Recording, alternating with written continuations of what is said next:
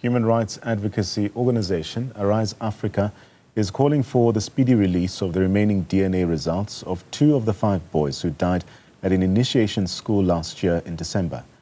Remains in the form of ashes that are believed to be of 14-year-old Letlhogonolo Maseloa and a 16-year-old Amogelang Lesemela were recovered and taken for testing since January. Now, the 2 families say the delay is compounding their grief. Newzroom Afrika's Refiloe Seboko has this report.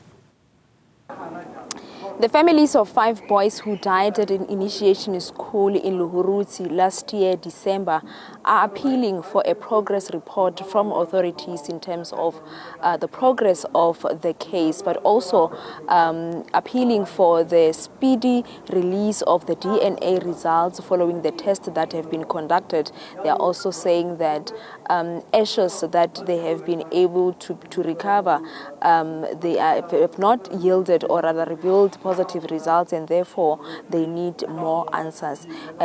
Human rights advocacy group Arise Afrika Arise is part of trying to find justice and helping these families.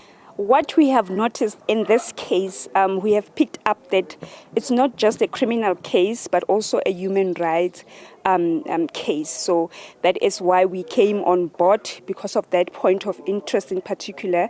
Our SAPS in Northwest Luhuruzi Magistrate Court lacks communication and accountability.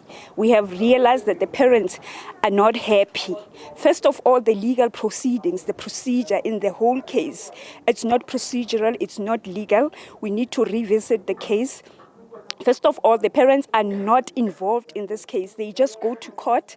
They are not even informed of any progress that is happening. First of all, they were not counseled when the incident happened. They lack counseling. One of the child is a twin. He goes to school every day without closure. So they need closure. They want to understand what is the status quo of the case, because nobody is saying anything. But surely somebody knows something.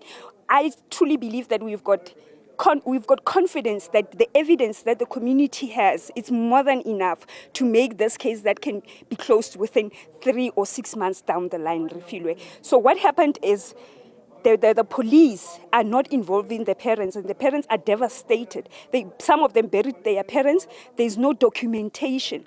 They're not being issued the death certificate for the children. And number 2, some of them don't know if the children are alive or they are dead, because we appeal for action for justice for the 2 remaining children that their remains were not found, or if they are alive, let them be found, because it's a daunting experience for their parents to be paying for insurances and funeral covers for them continually, not knowing whether they are alive or they are not alive.